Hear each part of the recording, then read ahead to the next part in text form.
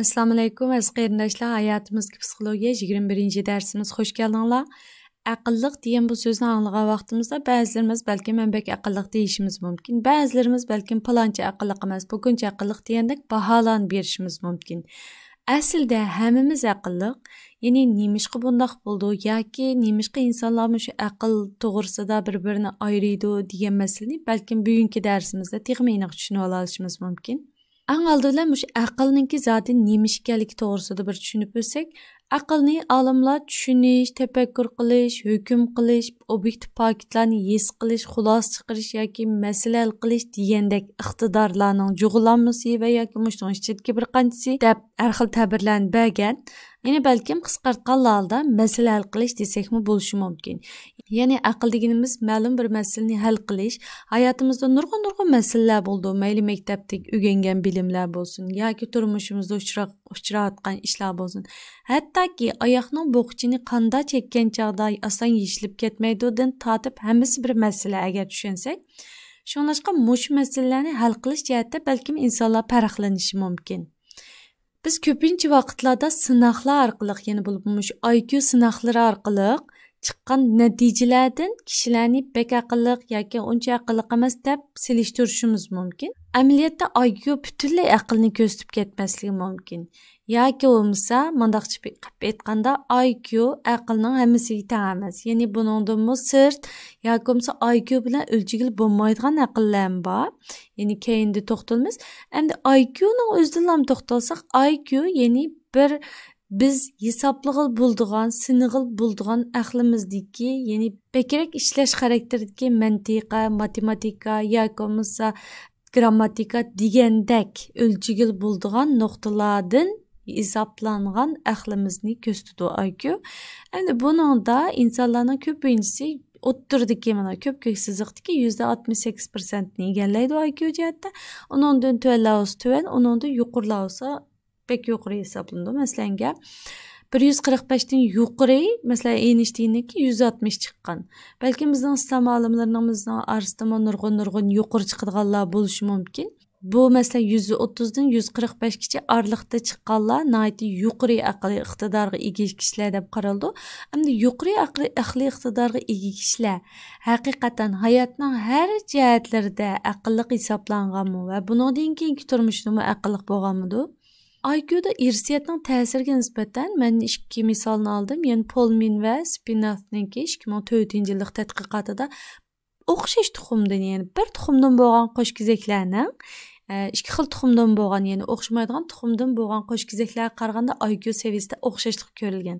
Agar anglagan bo'lsanglar, 2005 yoki 2004 aytavur shu vaqtlardagi oliy maktab, Xitoyniki oliy maktab imtihonida qo'shkizak ochsanlarninki o'xshash natija, o'xshash maktab, o'xshash kesib ketganligini shu chog'i mening diqqatimni bek tatqanti. Ya'ni bu irsiyatdan ko'lga omilkan deb qaradim. Hamda demak shu qo'shkizaklarning bekrak yuqori bo'ldi. Qo'shkizaklarning yuqori bo'lganda uning ichidagi yana o'xshash tuxumda bo'lgan qo'shkizakning teg'im yuqori bo'ldi. Bu hamda irsiyat omilining teg'im kuchli ekanligini ko'rsatib berdi.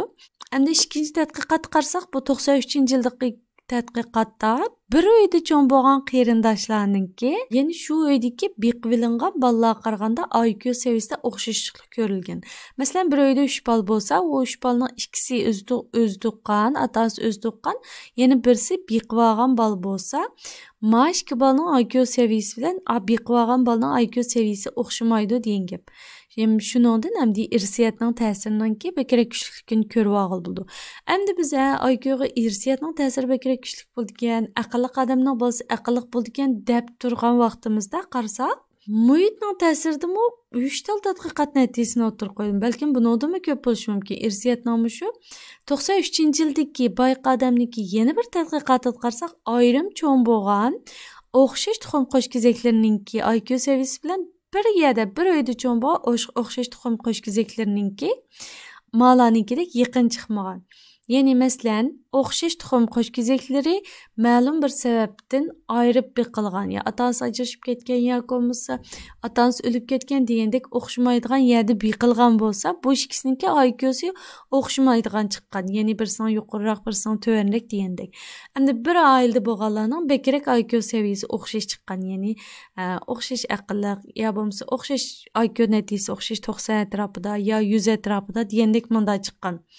Endi Chejininki 2001-yillik tadqiqotida maktabga davom qilishninki IQ seviyasiga ta'sir bo'lganligini o'tirib qo'ygan. Ya'ni maktabda davom qilib izchil maktabda o'qigan, hatto oliy maktabgacha, keyin uningdan yuqori o'rlab o'qiganlarning IQ seviyasidan yuqori chiqqan degandek natija.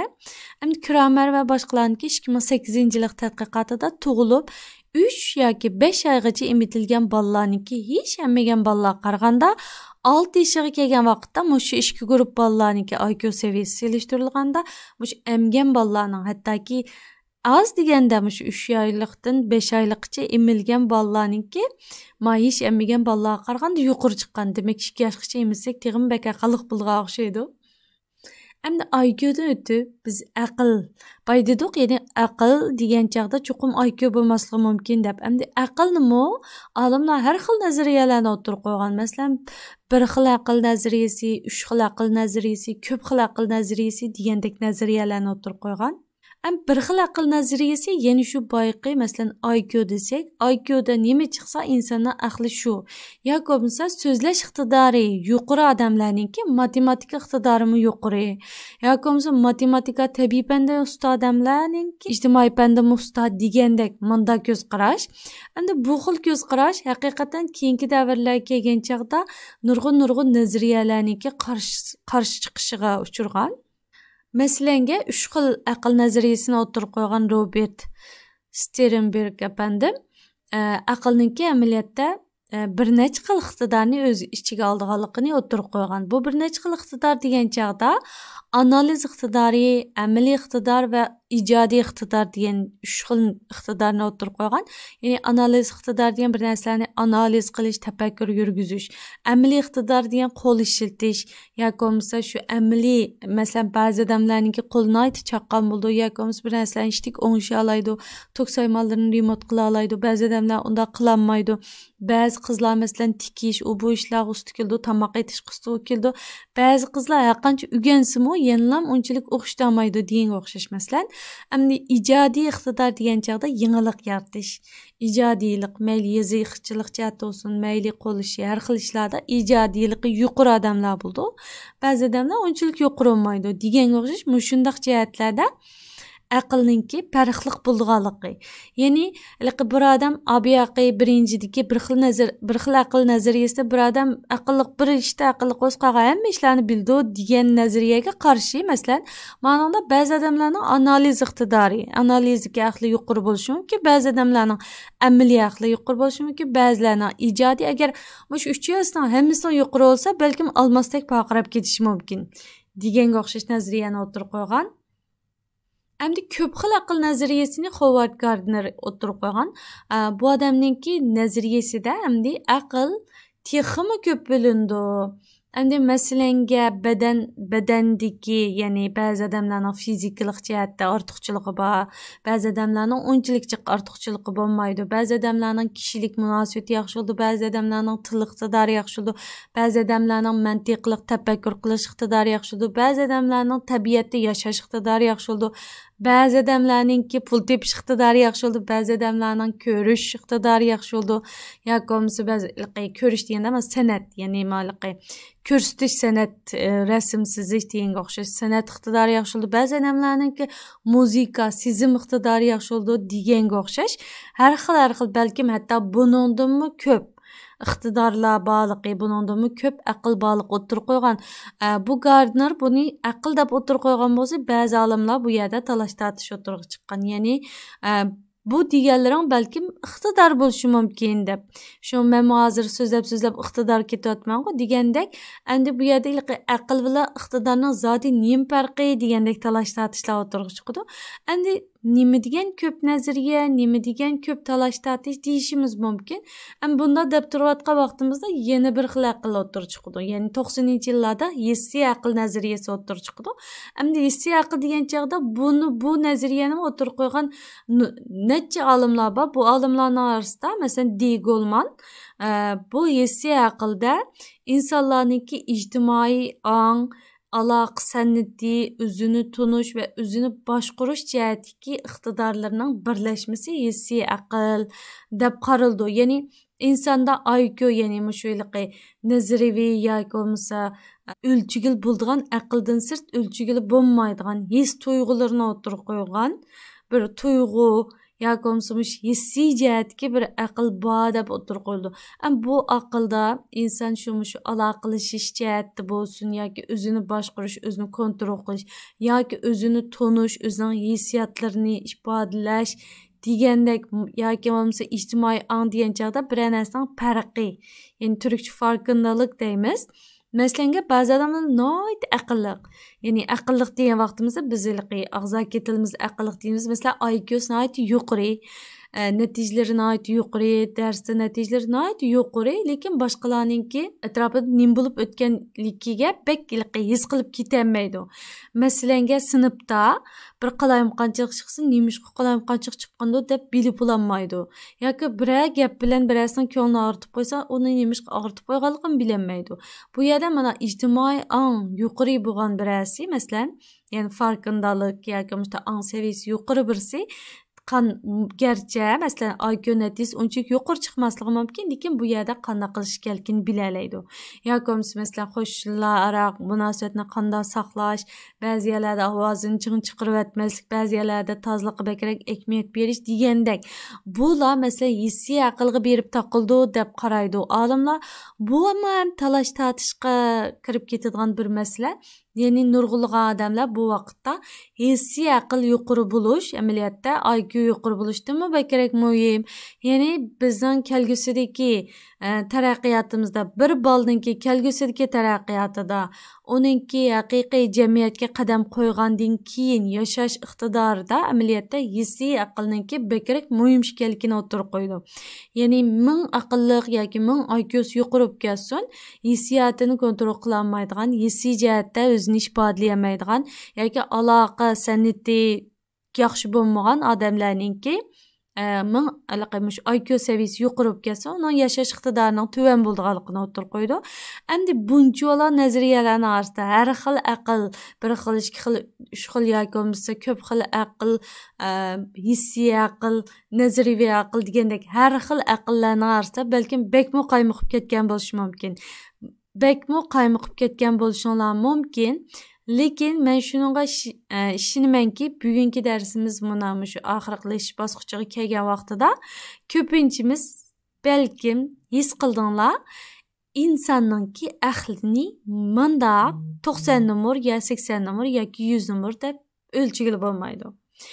Hem ölçügül olmaydı, hem aql mingninki ma'lum bir yerda bo'lmaydi. Buni xuddi rentgen apparatiga silib, qo'ldagi sunuqni, putdagi sunuqni ko'gil bo'lganga o'xshash ko'gil olmaydi. Yoki bo'lmasa uni qon tekshirgil olmaydi. Yoki bo'lmasa IQ testiga o'xshash bir narsaga yezib natijasini chiqara olmaydi. Ya'ni insonning aqli turmushning har jihatida bo'ldi. Hayotimizning har vaqtida, her paytida yoki her yerida bo'ldi. Shunlashqa aql amaliyotda IQ natijasiga qarablam yoki dars natijasiga qarablab bir odam cho'qim aqlli bo'lib ketishni atayin. Hammamiz o'zimizningki to'liqsiz, to'liq o'tirki savodashlarimizni eslab boqaylik va ularning keyingi hayotidagi utuqlarga qarab boqaylik. Haqiqatan to'liqsiz, to'liq o'tir vaqtimizda oncha masti sinfda degan bolalarningki keyingi hayotida nihoyat utuq qazanib ketganligini ko'ramiz. Ba'zi bolalar nihoyat alohida misol. Ba'zi bolalar shu vaqtlar natijasi nihoyat yuqori bo'lgan bo'lsa, keyin unchalar burunqi natijasiga nisbatan unchalar yaxshi bir natija qo'lga keltirolmaganligini his qilamiz. Shunga o'xshash, ya'ni insonningki her cihetdeki iqtidar bolsun, ya komsa ma'lum bir cihetdeki iqtidar olsun, bularga qarapla palanchi bugunchidan aqlliq, ya olmasa men onca aqlliq emas yoki menbek aqlliq diyemaymiz. Şunlaşqa asli hammamiz aqlliq, faqatla asli hammamiz aqlliq, ya'ni Alloh taolo hamma odamga, har bir insonga aql bergan.